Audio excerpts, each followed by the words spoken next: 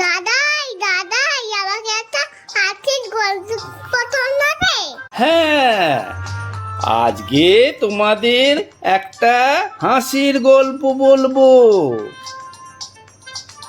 গল্প দাদুর আজকের বিশেষ নিবেদন উপেন্দ্র কিশোর রায়চৌধুরীর হাস্যরসাত্মক মজার গল্পমালার মধ্যে একটি শ্রেষ্ঠ মজার গল্প, পাকা ফলা।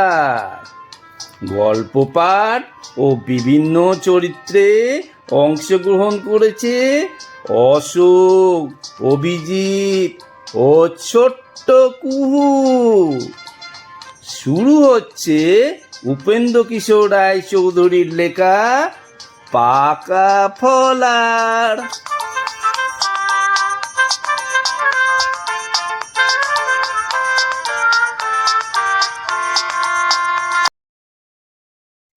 পাড়া গাঁয়ে এক ফলারে বামন ছিল। তাকে যারা নিমন্ত্রণ করত তারা সকলেই খুব গরিব। দই চিড়ের বেশি কিছু দেবার ক্ষমতা তাদের ছিল না। ব্রাহ্মণ শুনেছিল দই চিড়ের ফলারের চাইতে পাকা ফলারটা ঢের ভালো। সুতরাং এরপর যে ফলারের নিমন্ত্রণ করতে আসে তাকে সে বলল, পাকা ফলা খাওয়াতে হবে।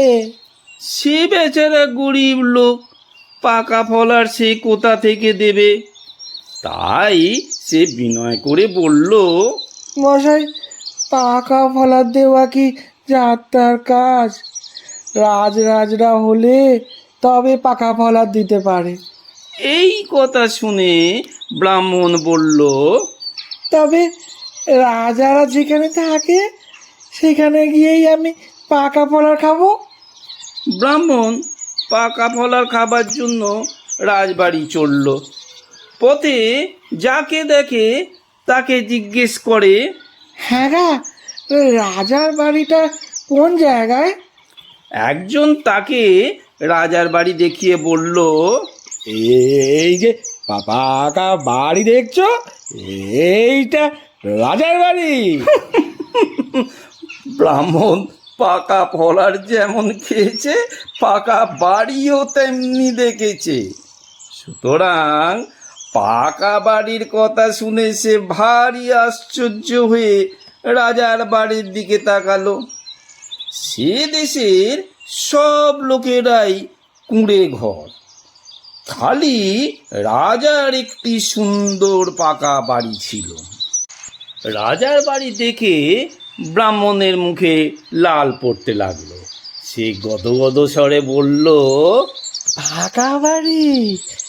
আহা, পাকা বাড়ি বটে, না হবে কেন? সেই যে রাজা, তাই সে অমন বাড়িতে থাকে। ওটা তৈরি করতে না জানি কত ক্ষীর, ছানা আর চিনি লেগেছিল। এ মনে করে ব্রাহ্মণ তাড়াতাড়ি গিয়ে রাজার বাড়ির একটা কোণ কামড়ে ধরল। করে কামড় ছেড়ে দিল। তারপর সে ভাবতে লাগলো, তাই তো, এই পাকা ফলারের এত নাম। আর খানিক ভেবে সে বলল, ও হো হো হো, বুঝেছি, নারকেলের মতন আর কি। ওটা ওর খোলা, আসল জিনিসটা ভেতরে আছে। এই বলে সে আগের চাইতে দ্বিগুণ উৎসাহে কামড়াতে আরম্ভ করল। দাঁত দুটো ভেঙে গেল, তাতে গ্রাহ্য নেই। কামড়াতে কামড়াতে সে সেই কোণের অনেকখানি ভেঙে ফেলেছে। আর মনে করছে যে আর বেশি দেরি নেই, এরপরেই পাকা ফলার আসবে। এমন সময় কোথা থেকে মস্ত পাগড়িওয়ালা দারোয়ান এসে তাকে ধরে ফেলল। अरे ठाकुर, क्या करते हो? महाराज के इबादत का खाना दो, चलो तुम हमारे साथ। এই বলে দারোয়ান তাকে রাজার কাছে নিয়ে চলল। দারোয়ানের কাছে সকল কথা শুনে রাজা বললেন, কি ঠাকুর, ওখানে কি করছিলে? ব্রাহ্মণ উত্তর দিল, মহারাজ, আমি পাকা ফলার খাচ্ছিলাম। খোলাটা না ভাঙতেই এই বেটা দারোয়ান আমাকে ধরে নিয়ে এনেছে। এই কথা শুনে রাজা মশাই হো হো হ করে হাসতে লাগলেন, আর বেশ বুঝতে পারলেন যে ঠাকুরের পেটে অনেক বুদ্ধি। যা হোক, তার সাদাসিধে কথাগুলি রাজার বেশ ভালো লাগে। সুতরাং তিনি হুকুম দিলেন যে এই ব্রাহ্মণকে পেট ভরে পাকা ফল আর খাওয়ার মতো ময়দা, ঘি আর মিষ্টি দাও। ব্রাহ্মণ মনের সুখে রাজাকে আশীর্বাদ করতে করতে ময়দা, ঘি আর মিষ্টি নিয়ে ঘরে ফিরল। আসার সময় বলে আসলো যে পাকা ফল আর খেয়ে আবার রাজামশাইকে আশীর্বাদ করতে আসবে। পরদিন সকালে রাজামশাই মুখ হাত ধুয়ে সভায় এসে সেই ব্রাহ্মণকে দেখে জিজ্ঞেস করলেন, কে ঠাকুর, কাল পাকা ফল আর খেলে কেমন? ব্রাহ্মণ বলল, মহারাজ, অতি চমৎকার খেয়েছি। পাকা ফলার কি আর মন্দ হতে পারে? গুঁড়োগুলো আগে বড্ড আটকাচ্ছিল, জলে দিয়ে গুলে নিতে শেষে তরল হলো, কিন্তু অর্ধেক খেতে না খেতেই বমি হয়ে গেল। ময়দা আর ঘি দিয়ে যে লুচি তৈরি করতে হয় ব্রাহ্মণ বেচারা তা জানতো না। কাজেই সে ওই কাঁচা ময়দাগুলোকেই ঘি আর মিষ্টি দিয়ে মেখে খেতে বিশেষ চেষ্টা করেছে। সহজে তরল হয় না দেখে আবার তার সঙ্গে জল মিশিয়েছে। খেতে তার খুব ভালোই লেগেছিল, তবে পেটে রইল না, এই যা দুঃখ। রাজা দেখলেন লুচি নিজে তৈরি করে খেতে হলে আর ব্রাহ্মণের ভাগ্যে পাকা ফল আর জুটবে না।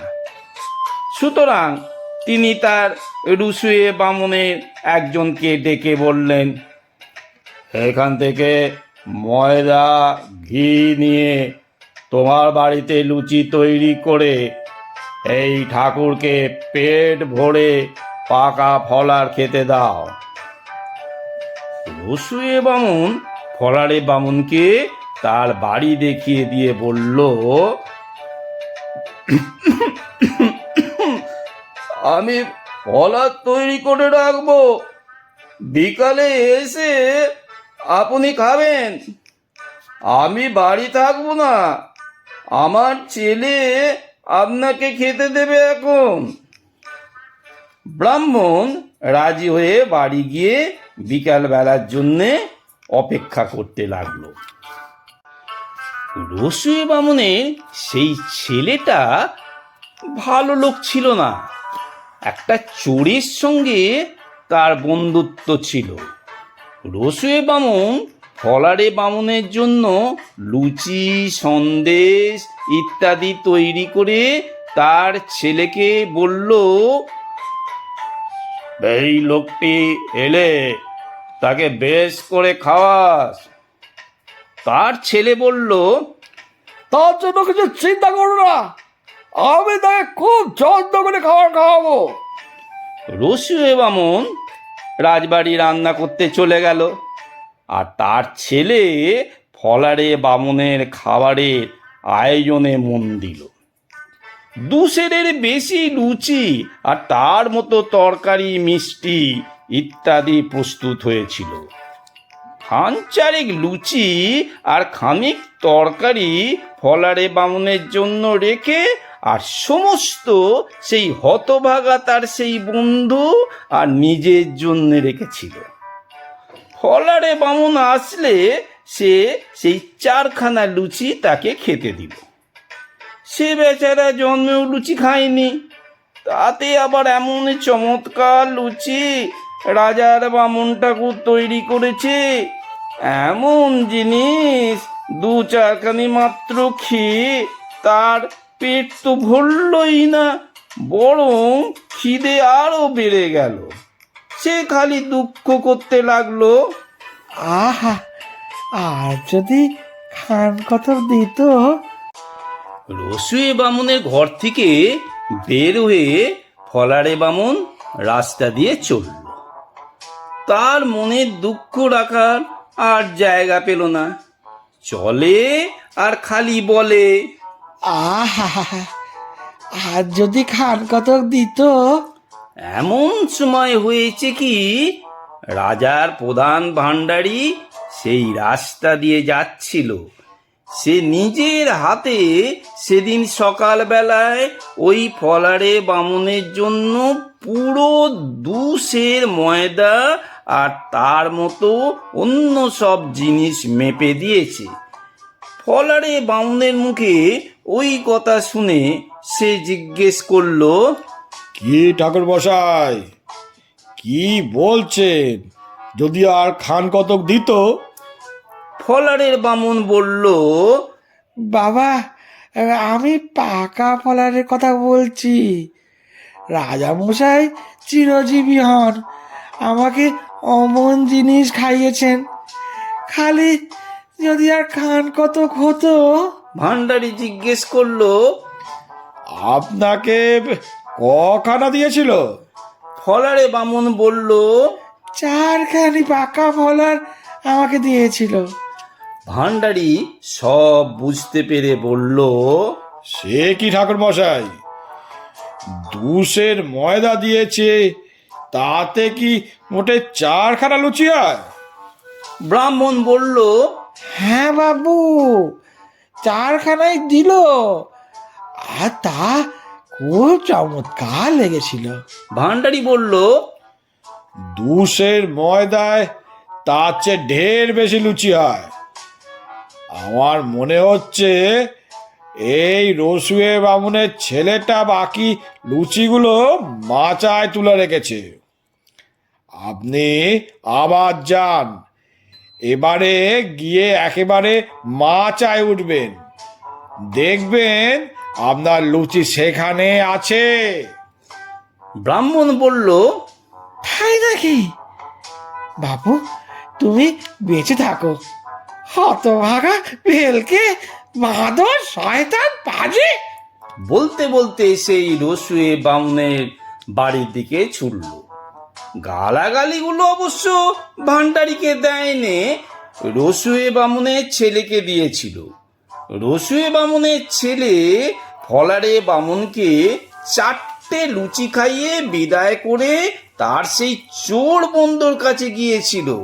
সেখানে গিয়ে সে চোরকে বলল, বন্ধু, ঢের লুচি তৈরি করে মাথার উপর রেখে এসেছি, তুমি শীঘ্রই যাও, আমিও বাজার থেকে একটা জিনিস নিয়ে এক্ষুনি আসছি।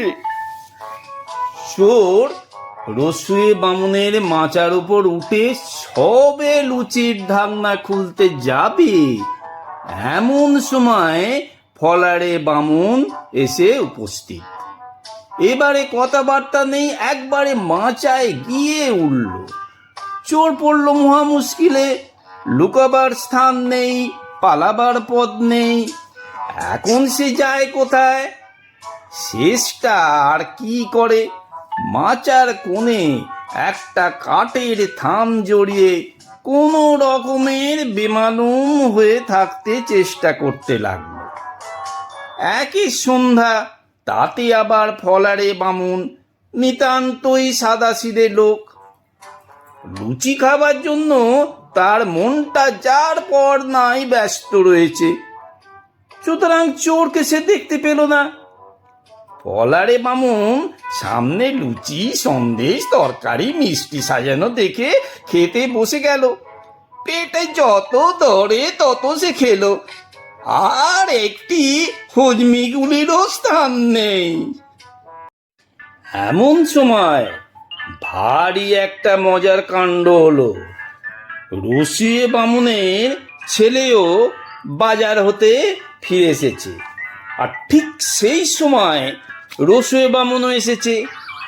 অন্যদিন সে প্রায় দুপুর রাতের আগে ফেরে না, কিন্তু সেদিন সে ভুলে একটা ঝাঁঝরা ফেলে গিয়েছিল, সেটা খুব প্রয়োজন।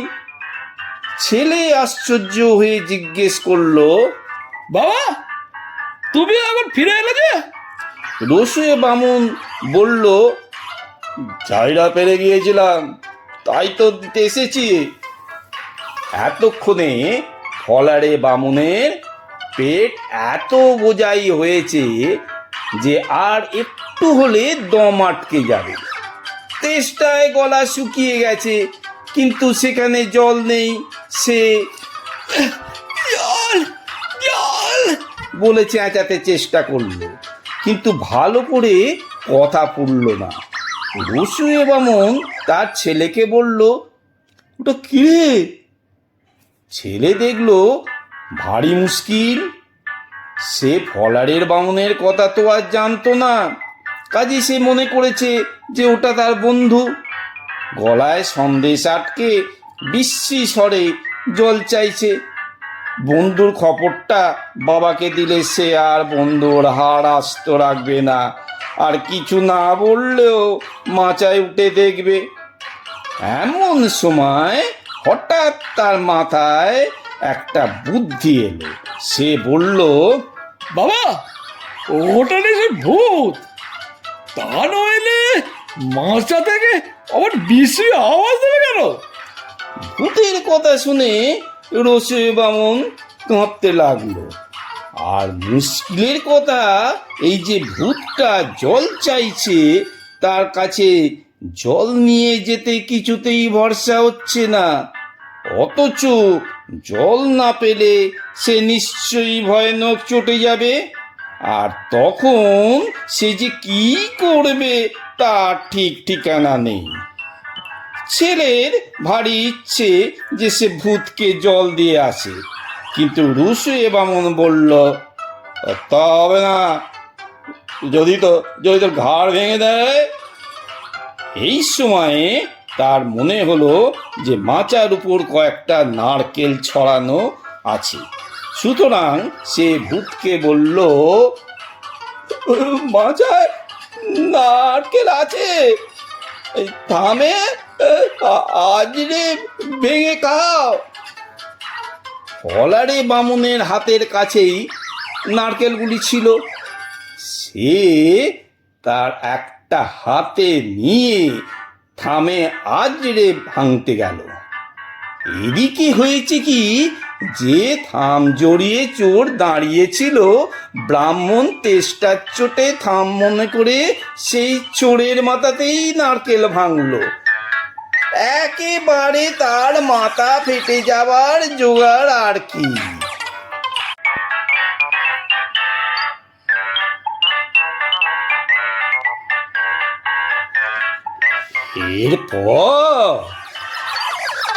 এরপর একটা মস্ত গোলমাল হলো। নারকেল বাড়ি খেয়ে চোর ভয়ানক চেঁচিয়ে উঠল, আর তাতে ভয়ানক চমকে গিয়ে ফলারে বামুন হাউ মাউ করতে লাগলো। গোলমাল শুনে পাড়ার লোকেরা সেখানে এসে জড়ো হলো। আসল কথাটা জানতে এরপর আর বেশি দেরি হলো না। চোর ধরা পড়ল, আর রসুয়ে বামুন তার ছেলেকে সেই ঝাঁঝরা দিয়ে এমন ঠ্যাঙালো যে কি বলবো।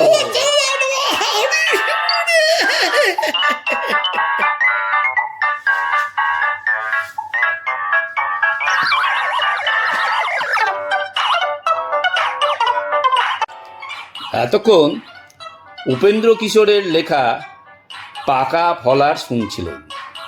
গল্পটি ভালো লাগলে সাবস্ক্রাইব ও লাইক করুন। অবশ্যই শেয়ার ও কমেন্ট করবেন।